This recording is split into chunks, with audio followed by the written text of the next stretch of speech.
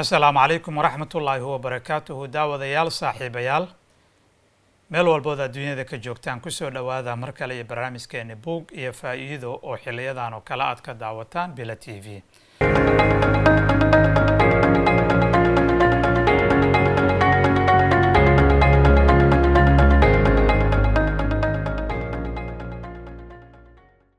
dabcan waxaan idinkugu soo koobnaa buugaagta aan isleenahay markaasi wax badan ayay ka faa'iidi doonaan daawadayaashiina. buugga maanta aan idiin wado waxa weeyaan awoodda fashilka. waxaa laga yaabaa wax badan marka aad maqasho fashilka inaad markiiba istiraado fashilku waa waxa ugu xun ee bini aadamka uu la kulmo. waad ku saxsan tahay taas waa runta, laakiin weli ma isweydiisay weli in fashilka uu awood ku yeeli karo isla markaana uu ku gaarsiin karo heer aad guulaysato. kitaabkan ama buuggan waxaa qoray ninka lagu magacaabo Charles Mannis, waana macallin maadada business administrationka ama maamulka ka dhiga jaamacadda Massachusetts ee ku taalla waddankaasi Mareykanka. buuggan wuxuu si aad uga hadlayaa sidii aan awood ugu yeelan lahayn nafteenna in aan maalgelino, sidii aan u baran lahayn sidii aan hogaaminta ama hogaamiye u noqon lahayn, iyo sidii shaqada professionalka ee markaasi aan ku jirna ama aan gacanta ku hayna aan ugu guulaysan lahayn. buuggani dadka target populationkiisa ah ama ay tahay in uu la hadlo oo markaasi uu target garaynayo waa dadka ku dhex jira howlaha ganacsiga, dhalinyarada iyo dadka raba hal abuurkooda inay meel heer sare gaarsiiyaan.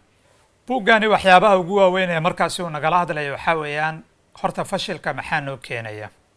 waxyaabaha ugu badan ee buugga uu ka hadlaya isla markaana uu aad u soo qaadanayo waxaa weeyaan cabsida. cabsidu ma aha inay wax badan naga hor istaagto. waxa uu leeyahay inta badan dadku waxay ka cabsadaan in ay fashilmaan.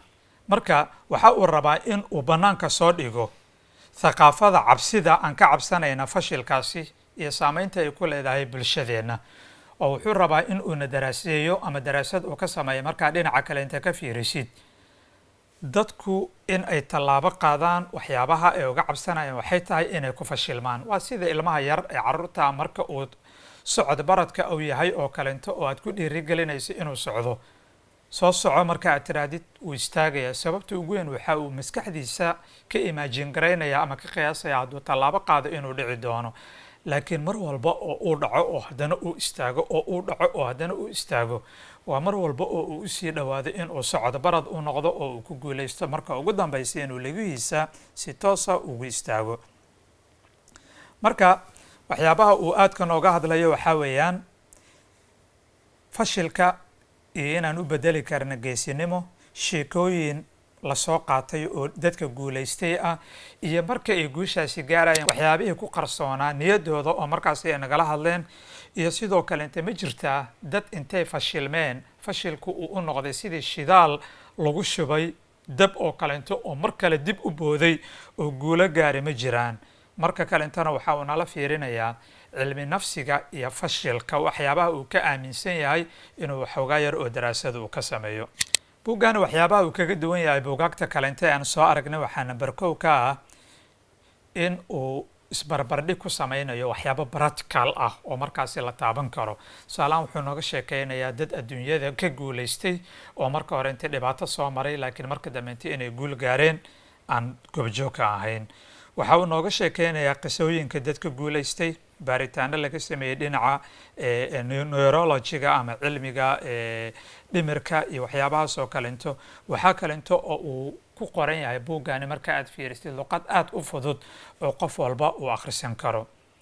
haddaba waxaa laga yaabaa inaa isweydiiso su-aasha maxaa igu qasbaya buugga noocan oo kalenta inaan akhristo. haddii aad cabsi dareemayso waad u baahan tahay inaad buuggan akhrisato, gaar ahaan haddii aad dareemaysa cabsi ku saabsan in aad wax bilowdo ood isleedahay niyo waxaan haddaa bilowda ama ku fashilantaa ama dhibaato kale inta kaa soo gaartaa mashruucan cusub ama socon waaya waxyaabahaas oo kale inta haddii aad ka fikiraysa buuggan oo u baahan tahay. waxaa kalentood u baahan tahay haddii aad challenge inaad wax challenge garaysa aad rabtid ayadana waad u baahan tahay buuggan inaad akhriso. waxaa kalentood u baahan tahay haddii aad rabtid in aad dhinaca cilmiga aad u fahantay waxaan la yiraahdaa fashilka waa maxay sidiisaba waxaad u baahan tahay inaad buuggan akhrisid. haddaba buuggani waxa uu ka kooban yahay ama uuna siinayaa 10 tardaaran oo dhinaca iyo 10 waxyaabo uu soo bandhigayo oo rasmi ah oo dad ka guulaysteen cabsida, dad fashilka ka guulaysteen, dad isyiri dhulka ayaad ku dhacday oo haddana soo kacay ayuuna siinayaa. marka waxay isku noqonaysaa markii aan fiirino ilaa 20. waxa uu leeyahay kow, tajribo walba oo fashila waxaan u bedeli karnaa guul, laakiin hal shay ayaa muhiima, waa inaan wax ka baranaa. maxaa noo keenay fashilkan? waa inaan su-aashaas isweydiinaa. number 2 wuxuu leeyahay fashilku ma aha dhammaadka waddada, laakiin waxa uu noqon karaa bilowga waddada, laakiin waa inaan si caqli furan aan ku wajahnaa oo sidii marka hore inta aan u fashilanay haddii isla waddadii aan ku laabanno waa fashilmaynaa, laakiin waa inaan isweydiinaa maxaan u fashilanay. su-aashaasi markaan ka jawaabno taasi waxay noqon kartaa bilowga guusha. arrinta saddexaad waxa uu leeyahay waa inaad aqbashaa inaad fashilmi kartid, sababtoo ah aqbalkaasi naftigiisa ayaa wuxuu kuu keenayaa inuu kuu noqdo waddada koobaad ee hal abuurka aad kula imaan karto.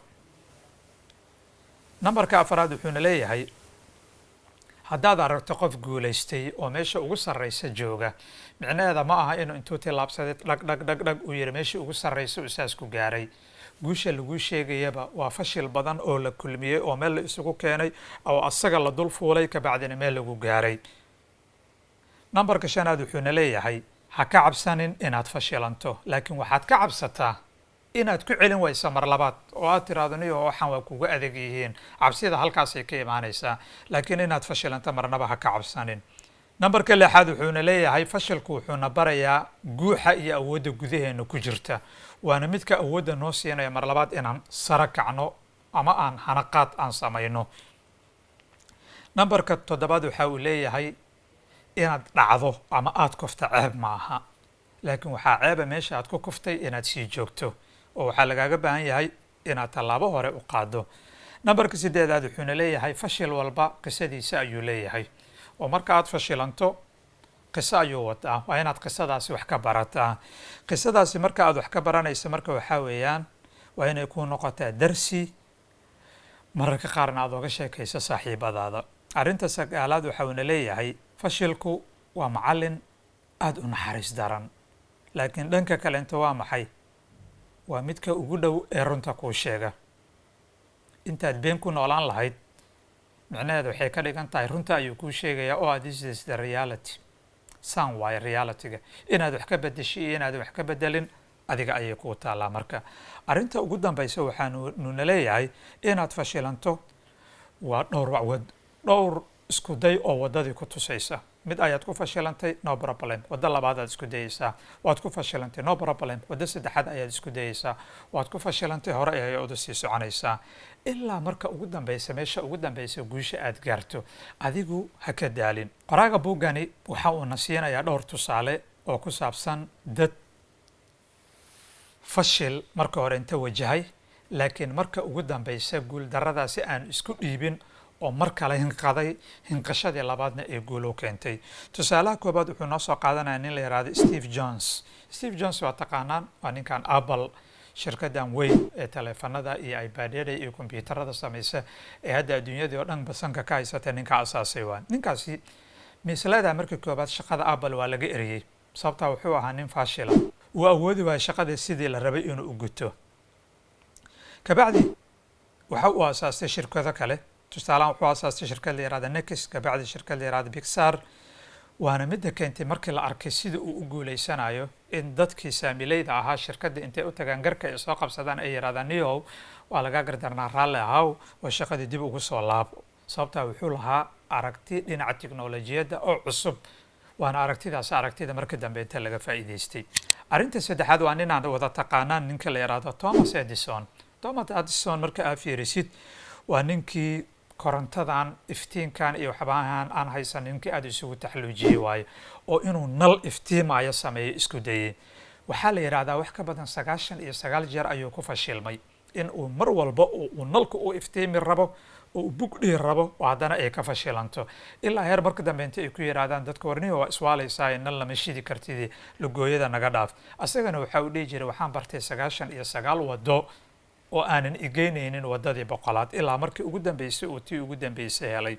markii koobaad waa uu ku fashilmay in uu korontadii soo hindiso, laakiin ugu dambeyn siduu u daba socday waa uu ku guulaystay oo kama uusan harin.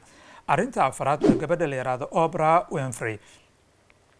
gabadhan nolosheeda markii koobaad challengeyo badan ayay soo wajahday, laakiin dhammaan challengeadaasoo dhan isuma aysan dhiibin, dhammaan guuldarooyinkaasoo dhan isuma aysan dhiibin, laakiin ugu dambeyn maxay noqotay mid ka mid ah gabdhaha loogu jecel yahay ee ka soo baxa telefishinada, gaar ahaan barnaamijyadeeda. waxaan dhihi karnaa waxay dhisatay imperatoriyad weyn oo dhinaca mediaha ah ama saxaafadda ah oo aad dadka dhan u soo jiitay, ilaa maanta ay ka mid tahay dadka ugu lacagta badan caalamka marka aad fiirisid ee mediaha lacagta ka sameeyey. ninka shanaad waa ninka lagu magacaabo Michael Jordan. Michael Jordan ee waddankaasi Maraykanka, markii koobaad waa loo diiday inuu ka mid noqdo kooxda kubadda basketka ee waddankaasi Maraykanka. waxaa lagu yidhi niyow ma ciyaari kartid, waxba hana la goyne. laakiin ugu dambeyn rabitaanka gudihiisa ku jira oo ah in uu yahay nin ciyaartooy ah oo aan laga maarmi karin ayaa waxa uu ka dhigay mid ka mid a laacibiintii ugu khatarsanaa ee taariikhda waddankaasi Maraykanka soo marta ee kubadda basketka ciyaarta, lambarka 23aadna wadan jiray. qofka lixaad waxaa laga yaabaa inaad aad u taqaanaan, waa ninka la yidhaahdo Harlan Sanders. waa ninka aasaasay makhaayadaha caanka ee la yidhaahdo Kentucky. ninkani waxaa la leeyahay waagiisa hore inta aad ayuu ugu fashilmay oo meel uu ka shaqeeya ayuu waayay, ilaa ugu dambeyn uu aasaaso mid ka mid a makhaayadaha ugu caansan waddankaasi Maraykanka. waa makhaayadda lagu magacaabo Kentucky. guuldishiisa inkasta oo ay soo daaday, haddana waxay timid markii uu 60 sano meelahaasi gaaray. intii ka horreysay intuu meel iska fadhin lahaa mar walba tijaabooyin ayuu sameynayay ilaa marka ugu dambeysa uu halkaani gaaray. qofka ugu dambeeya ee aan soo qaadanayno waa qofka la yiraahdo Jay Kabi. ninkani shaqooyinkiisii waa laga soo raacdiyey, waa laga soo buriyey, kabacdi waxa uu bilaabay mashruuc asaga u gaara oo uu leeyahay, oo waxa uu noqday nin makhaayad laa. kabacdina waxa uu noqday mid ka mid a makhaayadaha loogu jecel yahay adduunyada, oo silsilad oo wuxuu sameeyey makhaayada ah kuwaasi oo uu ku soo caanbaxay inuu noqday nin ganacsada oo weyn oo aad loo jecel yahay. dhammaan tusaalooyinkan aan soo qaadanay oo dhan waxay noo muujinayaan akhyaaray in qofka bini aadamka haddii uu fashilma ay cayb tahay inuu meesha sii fadhiyo, laakiin looga baahan yahay inuu hinqado oo haddana isku day kalenta uu sameeyo. aad ayuu u mahadsan yahay qoraaga buuggaani ninkuu lagu magacaabo Charles Mannis. intaas ayaan rabaa inaan kusoo gebagabeeyo mar kale barnaamijkeena Buug iyo Faa'iido. intaan mar kale kulmayno waxaan idinkaga tegayaa sidaas iyo nabadgelyo. assalaamu calaykum waraxmatullaahi وبركاته.